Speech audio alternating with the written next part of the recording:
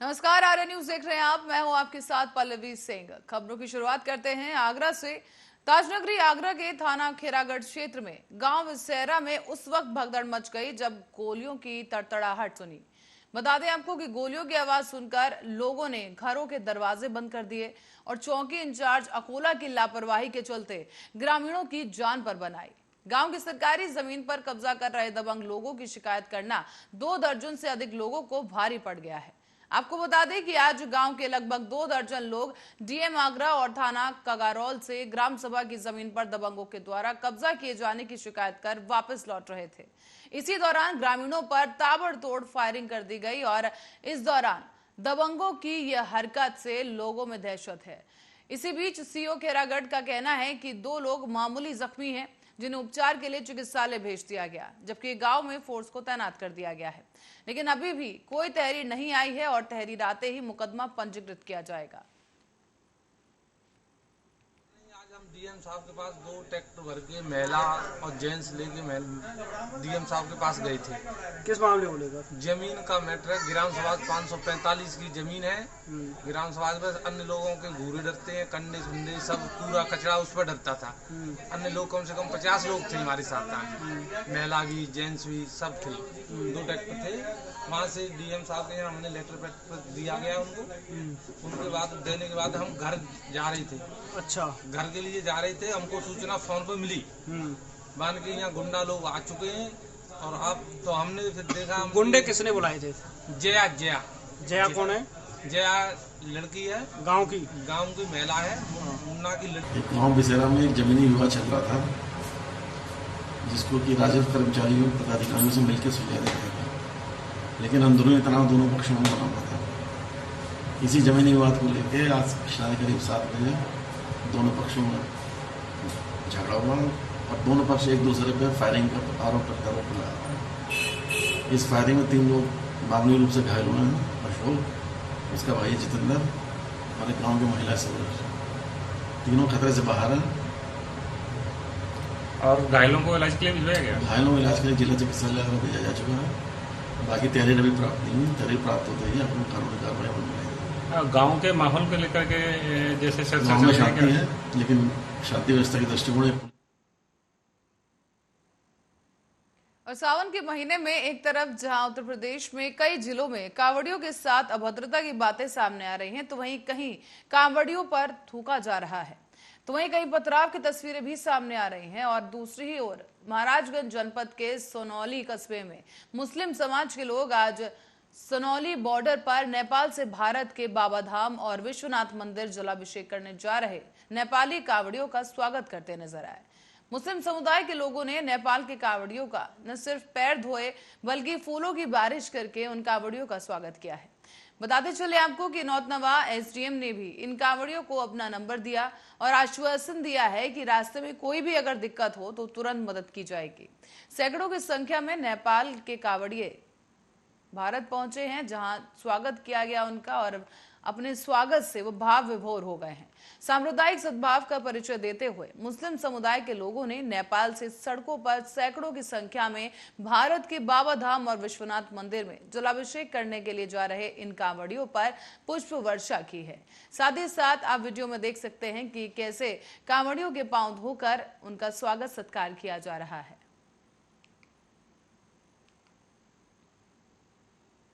रोनी गाँव पालिका 3 नेपाल से बाबा धाम वैष्णो देवी सावन यात्रा में घूमने जा रहे हैं दर्शन करने के लिए। और आप लोगों ने सम्मान किया, हमको बहुत अच्छा लगा कि हम सब मिलके धाम करने चाहिए, एक दूसरे का सम्मान करने चाहिए, एक दूसरे से मिलकर रहने चाहिए। ये बहुत अच्छा लगा और हम लोग धाम करके आएंगे तो ये भी हमको सीख के कुछ हमको भी ऐसे करेंगे। नेपाल राष्ट्र से जो सीमावर्ती जिले हैं, बड़ी संख्या में श्रद्धालु बाबा काशी विश्वनाथ भोलेनाथ के दर्शन के लिए आते हैं और आज भी बड़ी संख्या में लोग आए हुए हैं यहाँ पर। यहाँ सरोली नगर पंचायत क्षेत्र में जो यहाँ के स्थानीय निवासी हैं और यहाँ के जो मुस्लिम समुदाय के लोग हैं, उन्होंने इन श्रद्धालुओं के चरण जल से उनको धो करके उनका सम्मान किया है और फूलमाला अर्पित किया है सभी ने क्षेत्रवासियों द्वारा। इनको हमने और यहाँ थानाध्यक्ष ने अपना नंबर दिया है कि इनको मार्ग में यात्रा के दौरान कहीं कोई असुविधा हो तत्काल हम लोग से संपर्क करें। बाबा काशी विश्वनाथ भोलेनाथ का दर्शन इनको सुगमता से अच्छी तरीके से होगा।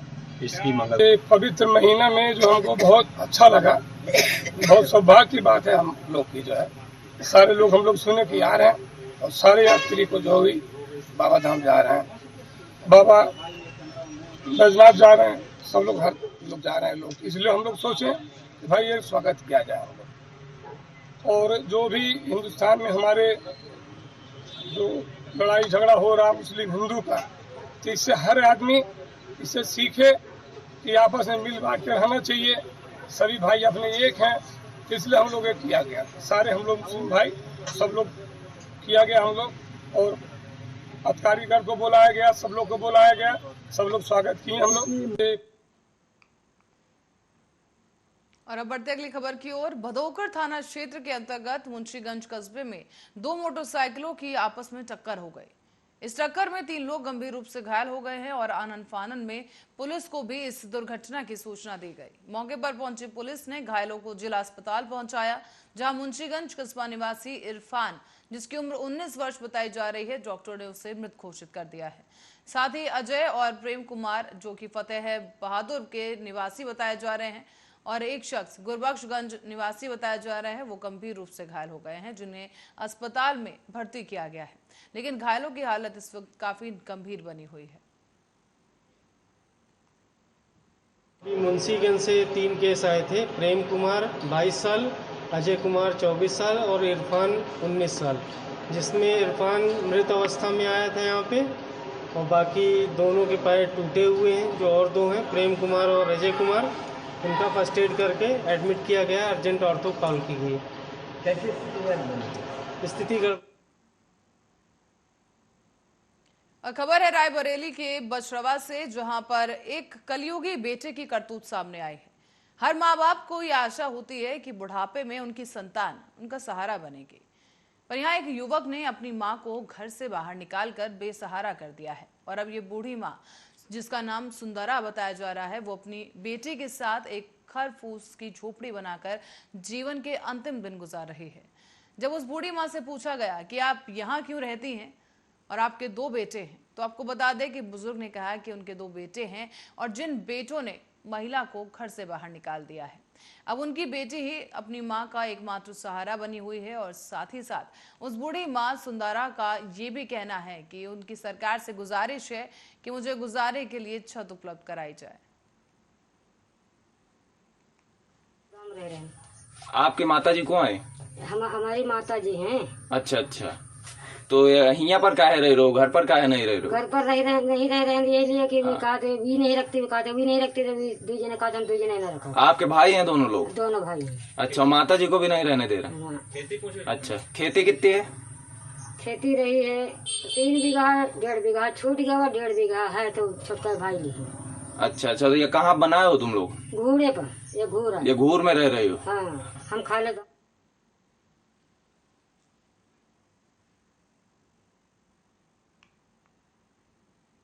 अब रुक करते हैं रायबरेली की ओर, जहां जनपद में शहर से लेकर गांव तक नागपंचमी का त्योहार बड़े ही धूमधाम से मनाया गया। नागपंचमी के अवसर पर गुड़िया पीटने के बाद जगह जगह मेले का भी आयोजन किया गया। छोटी बच्चियों ने कपड़ों की गुड़िया बनाकर थाली में रखकर सड़क पर डाला और सभी भाइयों ने कपड़े से बनी इस गुड़िया को पीटकर परंपरा का निर्वहन किया है। ढोल नगाड़ों की धुन के साथ बच्चों ने पूरे उत्साह के साथ गुड़िया पीटकर इस त्योहार को मनाया है। साथ ही साथ इस दौरान छोटे बच्चों द्वारा गुड़िया पीटने और लोगों के लिए ये जो गुड़िया पीटने का खेल रहा, वो काफी आकर्षण का केंद्र बना रहा। गुड़िया पीटने के बाद नागपंचमी के अवसर पर शहर के मुख्य मंदिर मनसा देवी में मेले का आयोजन किया गया है और इसमें बड़े हर्षोल्लास के साथ लोगों ने भाग भी लिया है। तो वहीं की कुछ झलक आपको भी दिखा रहे हैं वीडियो के जरिए, जहां आप देख सकते हैं आपकी टेलीविजन स्क्रीन पर कि यहाँ पर बच्चे गुड़िया पीटने का त्योहार मना रहे हैं नागपंचमी के दिन। और इसी के साथ साथ यहाँ मेले का भी आयोजन किया गया, जहां पर काफी उत्साह के साथ बढ़ चढ़कर लोगों ने हिस्सा लिया है। और रायबरेली में त्योहार की खुशी उस समय मातम में बदल गई जब गुड़िया पीटने के दौरान एक युवक तालाब में डूब गया। बताया जा रहा है कि यहाँ नागपंचमी के दिन कपड़े की गुड़िया बनाकर उसे पीसने की परंपरा है और कोशिश होती है कि यह परंपरा किसी तालाब के किनारे मनाई जाए। इसी के तहत सरीनी थाना इलाके के बनपुरवा गांव के लोग गुड़िया पीट रहे थे, लेकिन इसी दौरान 35 साल के राजेश का पैर फिसला और वो तालाब के गहरे पानी में गिर गया। बताया जा रहा है कि सूचना पर मौके पर पहुंची स्थानीय पुलिस ने भी युवक की तलाश शुरू कर दी है, लेकिन फिलहाल अभी तक युवक का कुछ पता नहीं चल सका है।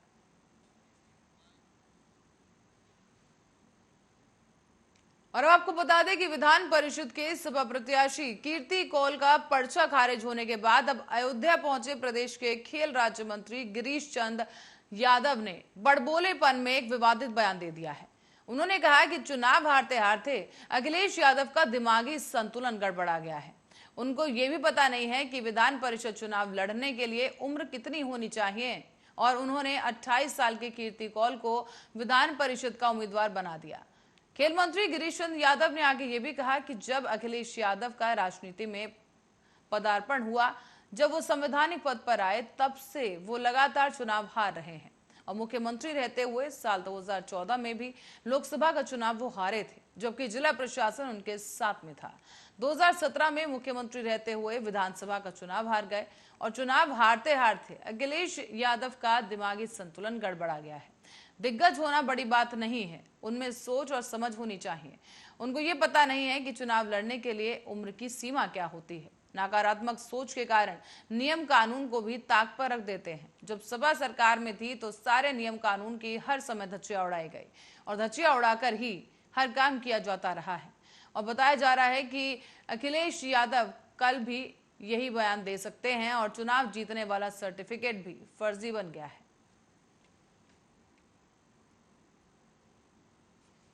विश्वास उनसे उठा है और एक तरह से कहा जाए जब उनको राजनीति में उनका पदार्पण हुआ संवैधानिक पदों पर, एक तरह से कहा जाए कि मुख्यमंत्री पद की उन्होंने शपथ लिया, तब से लगातार तो हार रहे हैं। आप देख लीजिए कि 2014 में लोकसभा का चुनाव हार गए, उनके मुख्यमंत्री रहते हुए जिला प्रशासन उनके हाथ में था, प्रशासन पूरा हाथ में था, तब भी चुनाव हार गए।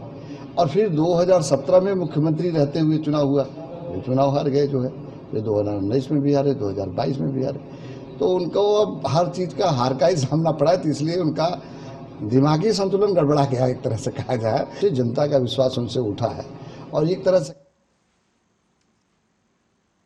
और रायबरेली के बशरावा कोतवाली क्षेत्र के अधौरा गांव के पास बीती रात को एक तेज रफ्तार ट्रक ने बाइक सवार 2 लोगों को जोरदार टक्कर मार दी।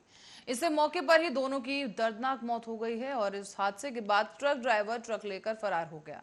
उधर पुलिस को सूचना मिलते ही पुलिस ने घेराबंदी की, जिसके चलते ट्रक ड्राइवर को ट्रक समेत हाईवे पर गिरफ्तार कर लिया गया है। बताया जा रहा है कि रामकिशोर, जिसकी उम्र 48 साल है, अंकित, जिसकी उम्र 23 साल है, वो बशरावा थाना क्षेत्र की तरफ से सिधरनखेड़ा गांव के रहने वाले बताए गए। एक ही बाइक से ये दोनों लोग वापस घर जा रहे थे, लेकिन इसी दौरान अधौरा गांव के पास तेज रफ्तार ट्रक ने इन्हें जोरदार टक्कर मार दी। उधर सूचना पाकर पुलिस ने दोनों को सामुदायिक स्वास्थ्य केंद्र बशरावा पहुंचाया, जहां डॉक्टरों ने उन्हें मृत घोषित कर दिया है। पुलिस ने अब परिजनों को सूचना दी है, जिसके बाद परिजन मौके पर पहुंचे, जिनमें कोहराम की स्थिति है। एम्बुलेंस जो बॉडी को लेके आई, दोनों लोग डॉट डेड थे, कोई 14 साल की है।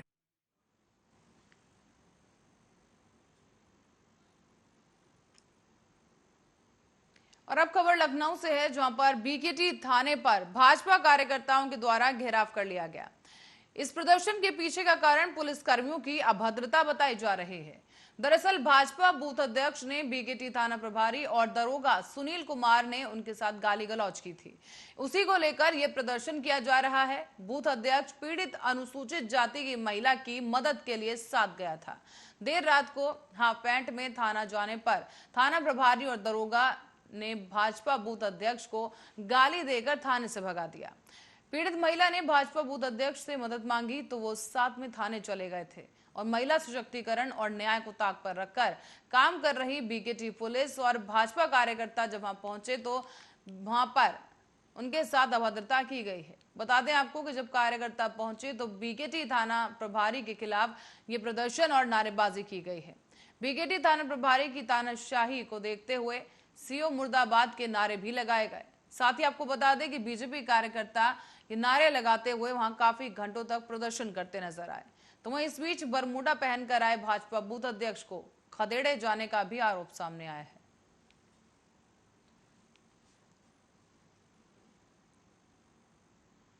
और अब खबर फतेहपुर से है, जहां तेज रफ्तार दरोगा की कार ने 2 लोगों को कुचल दिया है। बताया जा रहा है कि इस दौरान एक की मौत हो गई, जबकि दूसरा शख्स गंभीर रूप से घायल बताया गया। घायल को जिला अस्पताल में भर्ती करा दिया गया है और डॉक्टरों के द्वारा घायल का इलाज जारी है। मृतक के परिजनों ने सड़क जाम कर जमकर हंगामा काटा। इस बीच दरोगा की कार को फोर्स ने पकड़ा है और जिले में तैनात ये दरोगा बताए जा रहे हैं और एसडीएम समेत डीएसपी फोर्स के साथ मौके पर मौजूद हैं। दरअसल आपको बता दें कि सदर कोतवाली के नौवाबाग नेशनल हाईवे 2 का यह मामला है, जहां पर दरोगा की कार ने 2 लोगों को टक्कर मार दी। इससे एक की मौत हो गई, जबकि दूसरा शख्स गंभीर रूप से घायल है। साहिल और हसन ये लोग ट्रक के नीचे थे और नादेर और जाफर वो और साहिल वो बाहर मतलब फोटो खींच रहे थे। इनका काम हो गया था, हम लोगों का काम बचा था। तो ये फोटो खींचने में खड़े हो गए, अपनी बाइक पे गैस सिलेंडर डाला था। उसके बाद बगल से निकले, पीछे से गाड़ी आ रही थी बहुत तेज में।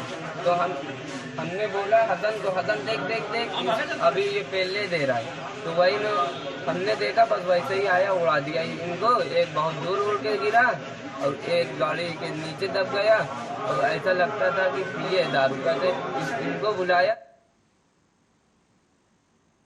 खबरों में आगे बढ़ते हैं अगली खबर की ओर। फतेहपुर जिले से खबर सामने आई है, जहां खागा कोतवाली क्षेत्र के नौबस्ता बाईपास में जमीनी विवाद के चलते कक्षा 11वीं के एक छात्र को गोली मारकर हत्या कर दी गई।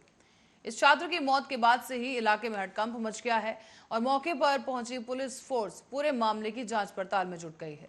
दरअसल जानकारी के अनुसार मृतक छात्र की गोली लगने से उसकी मौत हुई है और गोली मारकर सिर्फ इसलिए हत्या कर दी गई क्योंकि मृतक छात्र के पिता ने 2 दिन पहले पुलिस को एक शिकायती पत्र देकर पारिवारिक जनों से जान का खतरा बताया था और इसी को लेकर खुन्नस में आकर आज घर पर घुसकर कहासुनी की गई और घर में रखे असले से फायरिंग कर दी गई, जिससे छात्र के सिर में गोली लग गई है, जिससे उसकी मौके पर ही मौत हो गई। इस घटना के बाद पुलिस फोर्स मौके पर मौजूद है और छात्र के शव को कब्जे में लेकर पोस्टमार्टम के लिए भेजा जा चुका है। साथ ही साथ इस वक्त पुलिस हत्यारों की तलाश में जुट चुकी है। इस घटना के बाद डीएसपी संजय सिंह ने घटना की पुष्टि की और कहा कि तहरीर के आधार पर मुकदमा दर्ज कर कार्रवाई की जा रही है।